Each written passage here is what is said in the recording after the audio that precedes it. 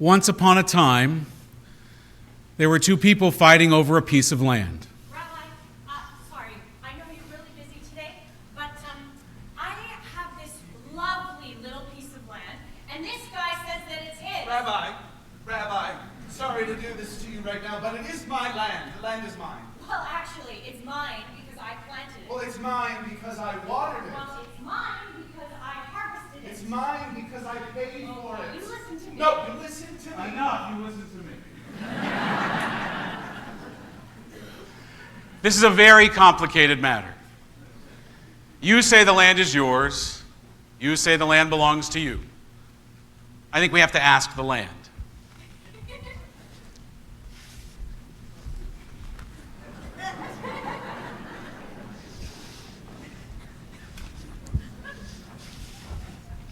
What did it say?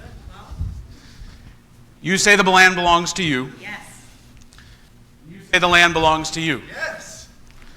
But the land says that you belong to it. We belong to it. We belong to it. I mean, I never thought about it that way.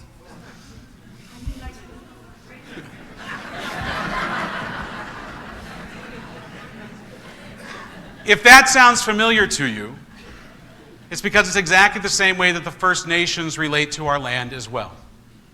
We're just renters here. We're just passing through. We don't own any of this. If anything, we belong to it. Now, in Jewish tradition, there's two stories of creation. They come from the book of Genesis, chapter 1 and chapter 2. It's a Jewish story, so we have two different versions of creation.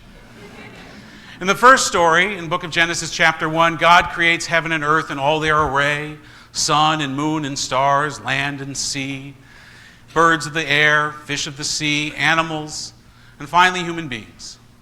And then God says to human beings, be fruitful and multiply and fill and increase the earth and dominate it. Now, in the second story of creation in the Garden of Eden, that familiar story of Adam in that garden with Eve, God plants human beings in the garden with all of its beauty and its lush greenery, and says to human beings, this is your responsibility. It's for you to till and to tend the garden. Now, I know those sound like different stories, but in fact, they're deeply related. Fill the earth and dominate it, till and tend the garden. One of them is using the earth for our purposes. We are separated from it, and the other we're deeply connected to it. See, they're not different. They're connected, just as we're connected to the land. In the first, where we're told that we must dominate the earth, we have this godlike power to do that. But in the second, we are told that there are limits to our power, that there is forbidden fruit, that not everything we can do may we do. We have the power, but not the permission. We have the ability, but not the right. Because the earth is not ours. We belong to it, and it belongs to God who made it. We're not the owners of nature, we are its custodians. And that's a huge distinction, to not own something, but be responsible for caring for it. It's a very Jewish distinction. It's at the core of what it means to have our job to be guardians of the earth, to serve and to care for the land. See, creation places upon us as Jews, and really as all human beings, a very serious task. There is a tremendous burden that comes with being created as guardians of the land. A midrash teaches that when Adam was placed in the Garden of Eden, God took Adam and walked Adam throughout the garden and showed Adam all that God had created, all of the beautiful things in that garden, and said to Adam, as he walked him about, see all of my works, see how beautiful they are, see how wonderful and lush they are, be careful with them. Be careful that you do not destroy what I have created. Because if you do, if you destroy this, there is no one to come after you to fix it. We are to be, our tradition teaches us, Shomrei Adamah, guardians of the earth. The point is, I think that even in paradise, there are limits. Even in paradise, you can't eat everything.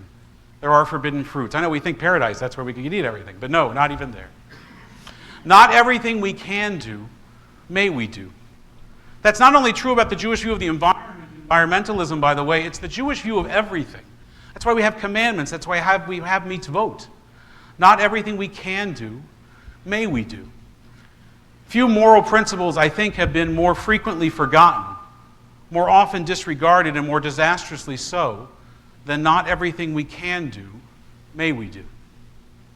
Now, I don't want to begin to assume what your thoughts are on global warming and climate change, but they tend to fall into two different categories. Those that are tired of the topic, tired of being alarmed, skeptical of the science, skeptical and thinking maybe it's just the Earth's natural cycle. I mean, the sky has been falling since Al Gore's PowerPoint. By the way, the sky's not falling, the seas are rising. The second school of thought is that those that are deeply concerned. They see what's going around us, they see this climate and this weather that doesn't look like anything they grew up with, and they wonder what is going on. And then we get to the next question, which is what can I do about it? Because it feels quite often like it is so big and so vast. Is there anything we can do? And where could we start? I think in both instances we have and suffer from something called problem fatigue. We could just add climate change to the list of things that seem to be broken in our world, things that seem to be going wrong, and of which we just seem to have no control over them. And so when that happens, we do what people normally do. We get overwhelmed. And if you're like me, when you get overwhelmed, you do nothing, except for maybe worry. We're good at worrying.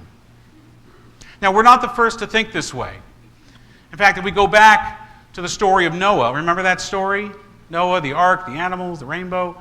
God looks down at the earth and sees human beings not treating each other well, sees all of the bad that is going on, and says that God is going to destroy the earth and destroy it by flood and start over.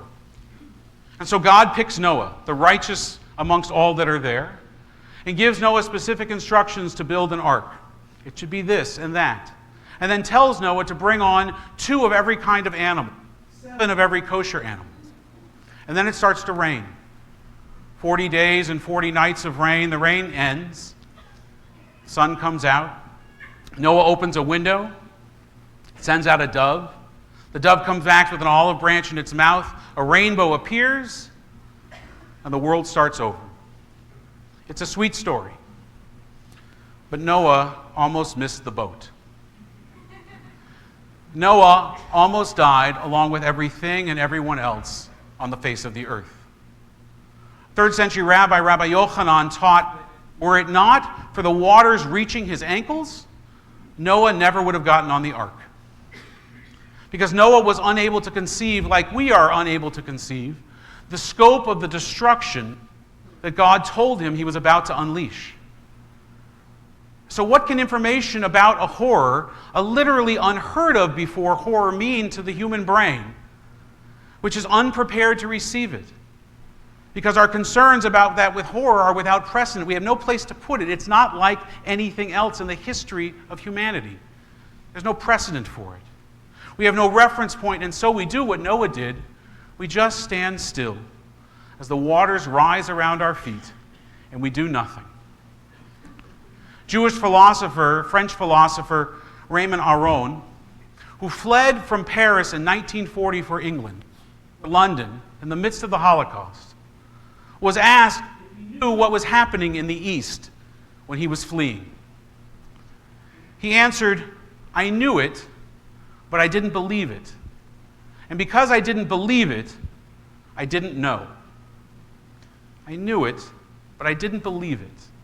Because I didn't believe it, I didn't know." Our minds and our hearts, they were built to perform certain functions, certain tasks, and they were poorly designed for others.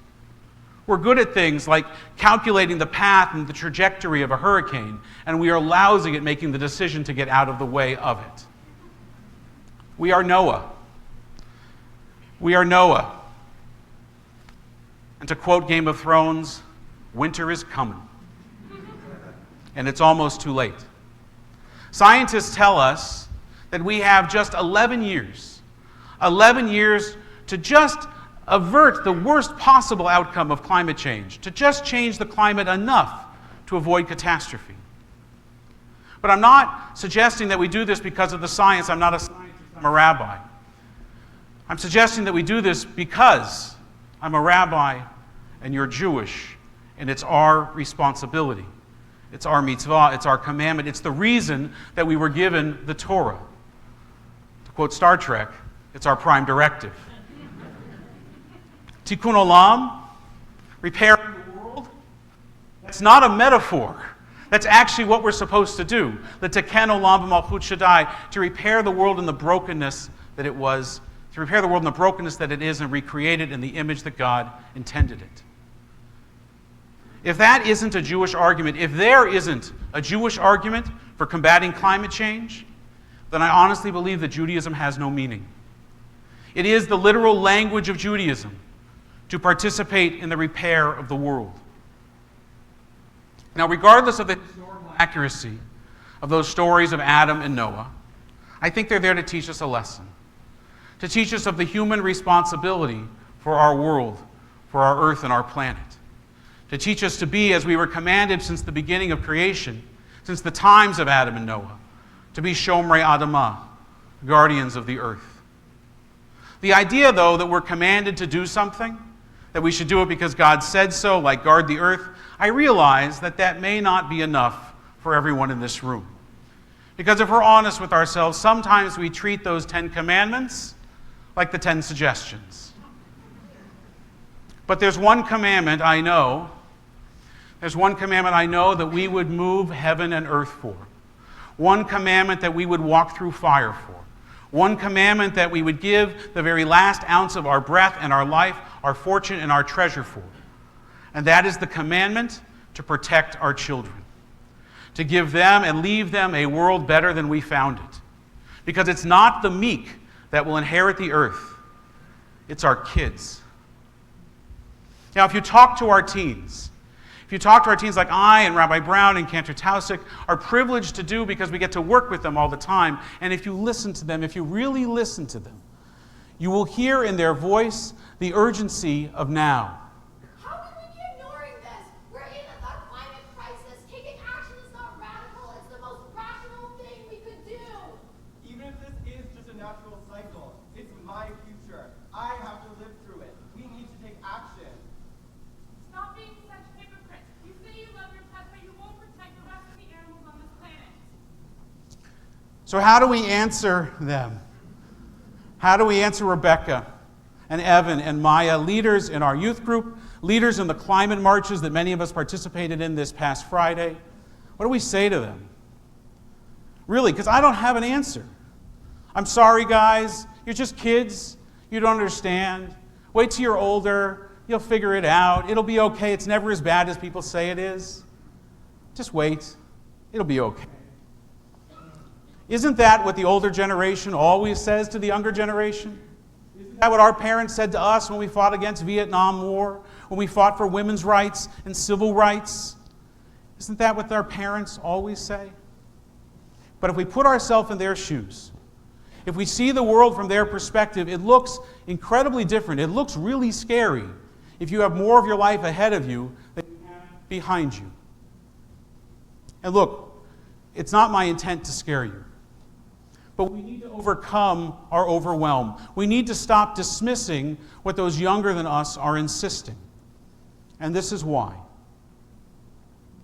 The past 5 years have been the hottest 5 years in the history of our planet. Did you know that? This past July, it was a lovely July in Vancouver, wasn't it? It was not here, but elsewhere, the hottest July in the history of the planet Earth.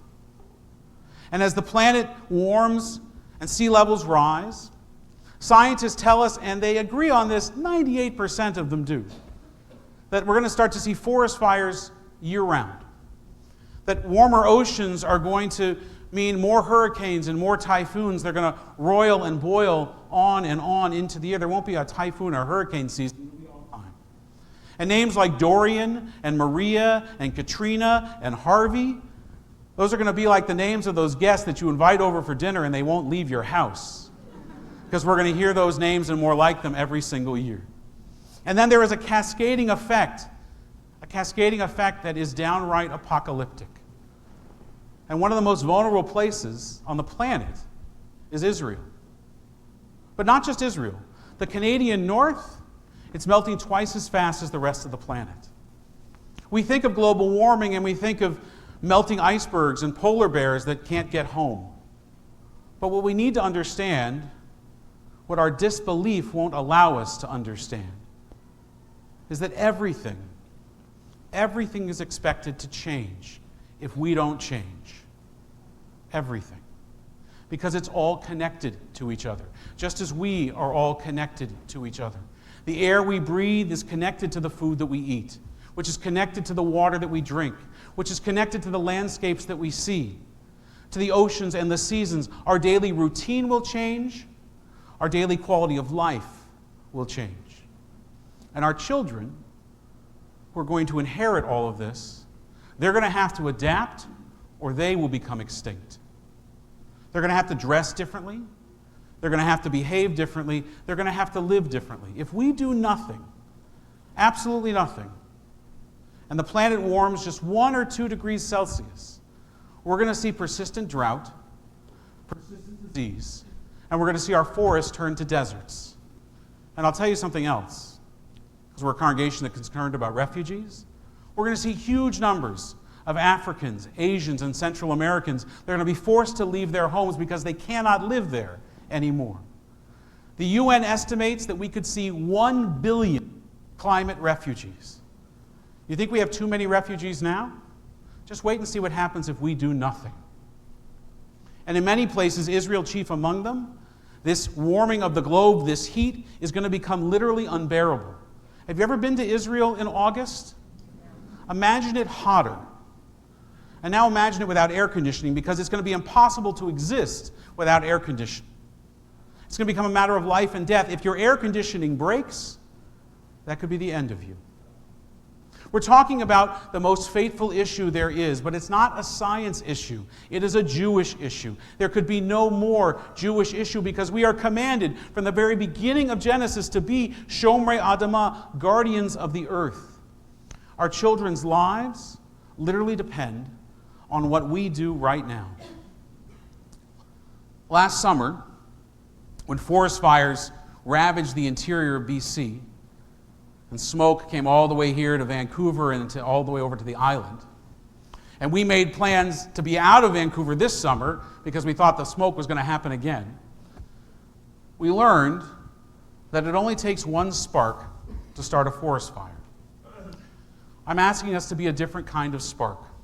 Not a flame of destruction, but a flame of passion for our planet. For this Jewish imperative to be Shomrei Adamah, guardians of the earth, because the Torah tells us we're not going to get another one if we break this one. There is no planet B. But we're not powerless. We are, as of this morning, I'm told, 880 households in this congregation. We are big. We have size. And with size comes influence. We can lead on this issue, and friends, we need to. Because there are very few, if any, organizations in our community, Jewish organizations in our community, that are talking about the climate right now. So we need to. If 880 households all change their light bulb, that would make a significant difference. Better yet, if 880 households all reduce their carbon footprint, their emissions, their environmental impact, by, let's say, 18%, that could change the world. That could make a big difference. But we don't have to stop everything that we're doing. We just have to stop doing nothing and start doing something. Start doing something in fulfillment of this commandment to be guardians of the earth. Let's just do 18% less of whatever it is that you're doing now that creates carbon and extracts from the earth the energy that the earth needs, that contributes to global warming. Just 18% less. You'll probably save money in the process. We can lead on this issue. Our Jewish community needs us to lead on this issue. We've done it before, and we can do it again. And if our congregation reduces its carbon footprint by 18% per household, if 880 households do that, then I believe that the 15,000 other Jewish households in the Vancouver Jewish community are going to have to follow our lead. They have followed our lead before. And then we're making real change. And if the people that are commanded to do tikkun olam, which is us, stop talking about tikkun olam and start doing tikkun olam, then the rest of the city will have a partner in us, and we can help change the world. We can change the world for better. We can begin to be the change that we seek. The Talmud says it's not upon us to complete the task, but neither are we free to desist from it. And so here's what I'm asking us to do. What our teens and our young adults are begging us to do. What our Torah has commanded us to do since the days of creation. The high holidays are about vows and oaths, so let's make one right now. Let's promise in front of our children, in front of each other. Let's promise them and let's promise ourselves. Let's put the planet and all life on it first. Now, after the high holidays, you're going to get 2 emails. You're going to get one about the half shekel that Cantor Gutman talked about. And you're going to get another one from me about this sermon. And in that email is going to be a link to a calculator, an online tool that will let you put in some of the numbers from your household and calculate your carbon emissions, your environmental impact. It's going to give you a place to start so you can know what you need to do to end up. Our tradition teaches us that if you're walking in one direction your entire life and you don't like the direction you're going, what you have to do is stop, turn around, and take one step in the opposite direction. That's how you change your life. That's how we change the planet. I'm asking us to take that step, but you're not alone. We will take that step with you.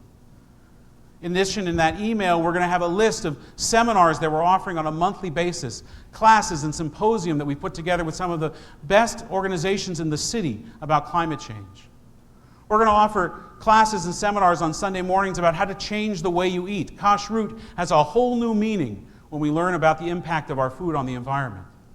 We're going to offer a workshop on how to reduce our waste in our home. We're even going to offer a workshop on bicycle repair. So we can go from gas power to pedal power, or better yet, maybe we'll all just walk to shul one week and keep walking. You simply need to take that first step, and we will help you take it the rest of the way. And we can walk this road together. Now, why 18%? Well, it's kind of obvious. It's a Jewish number. 18 means chai, and chai means life. And I really believe this is a matter of life and death, that our lives and those of our children depend on it. Our planet depends on it. So I'm hoping that every family in our congregation, every household will take this pledge, will try to do this. And will become Shomrei Adamah, guardians of the earth. But to be completely honest with you, the change that we make at home is not going to save our planet. Though it will go a long way to speak to Rebecca and to Evan and to Maya and to all the other kids that are looking at us and wondering, do we hear them? Do we care about them? Do we see what's going to go on in their future? It'll go a long way for them. But the change that we need is actually bigger than that. The change that we need is national. The change we need is global. And for that, we need to organize. For that, we need to mobilize. We need to be that shofar blast that we heard ring out in our sanctuary that wakes up the world. We need to be an alarm clock that wakes us from our disillusionment and our complacency and our disbelief, and we need to call the world to account. And so also in that email is going to be a link to join our Shomrei Adamah team, our Guardians of the Earth team. If you want to help affect the policy of this congregation, of this Jewish community, and this city, the actions that we take, the issues that we take a stand on, sign up to join that group. And we will figure out together how to shape the narrative and how to change the world. Now we need to do one more thing. And this is also deeply connected to this holiday and this season. We need to do tshuva. We need to repent. We need to say we're sorry to the planet. We need to say we're sorry for being such lousy caretakers of such a beautiful and precious creation as the only home we have. And so to do that, to do tshuva, we need to meditate and we need to pray. And to help all of us do that, you saw it as you came in. On the gallery walls are these incredible photos from Lerone Gertzman, a young man in our Jewish community, a nature photographer. And on our back wall are incredible tapestries, I'll call them back, are incredible tapestries on loan to us from Barbara Heller, a beloved member of our congregation. Both depict the earth as it was, the planet as it was, in its beauty, and as it is becoming in its neglect. And then on this wall here, you saw it, some of you have written already, there's a whiteboard to make your pledge, to write down your thoughts on what we can do. We need to examine the why of why we have been so wasteful and so careless with such a precious gift as the only home we've got, the very air we breathe, the water we drink, the land we live on. And then we need to promise to make it right. L'taken olam b'malchut Shaddai, to repair the brokenness in the world. In the words of Elie Wiesel, the opposite of love is not hate, it's indifference. The opposite of art is not ugliness, it is indifference. The opposite of faith is not heresy, it is indifference. And the opposite of life is not death, it is indifference. We must stop being indifferent. And so this is what we're called to do, what our Torah commands us to do. To do chai, to do life by reducing our environmental footprint 18% will help you do it. To be that shofar that wakes up the world. To add our voices to the voices that are already raging in our streets, and to add a Jewish voice to it. Join our Shomrei Adamah team. And to do tshuva. To really reflect, pray, and repent for this incredible word that we have been given, and to apologize to our planet, to our kids, and to God. Now, before God gave Moses the Ten Commandments and the Torah, God set a condition. God said, Moses, look, I'm going to give you Torah, but I've worked really hard on this book. I really don't want it to be forgotten. So you need to guarantee that this is going to continue from generation to generation. People aren't going to forget what I wrote in the book of Genesis. So Moses thought about it, and he said, Joshua, my successor, he'll guarantee the Torah will continue from generation to generation. And God said no. So Moses thought about it some more and said, okay, the prophets of Israel, they'll guarantee that we won't forget what you told us to do. God said no. So Moses thought about it some more and said, okay, the leaders of the tribes, the politicians of their day, they will guarantee the Torah will continue from generation to generation. God knew something, and God said no then too. And then Moses thought some more and said, okay, how about the elders, the grown-ups in the room? They'll guarantee that we don't forget what you commanded. And God said no. Moses thought one more time. Said, okay, God, how about our kids? How about our children? How about they be the ones that remind us not to forget what you commanded us? And God said yes. And God was right. Because our children are reminding us right now. They reminded us in the streets this past weekend. They're reminding us all over this planet that we are to be, and Judaism has always commanded us to be, guardians of this earth. That caring for our earth, being Shomrei Adamah, is an obligation that we have as Jews. End of sentence. It's what we do because we are Jews. It's our obligation to them. And so I'll say it again. If there isn't a Jewish argument for combating climate change, then Judaism has no meaning. It is the literal language that Judaism is written in. This is to participate in the repair of the world. We're not obligated to complete the task, but neither are we free to desist from it. And so join me. Join our congregation. Let's join together before it's too late, because it's almost too late. And let's prove to the world and to each other that we are not indifferent, that we are not in disbelief, and that we can make change. Let's change the world. We've done it before. Let's change it for better. Ken Yehi Ratzon, may it be God's will. Amen.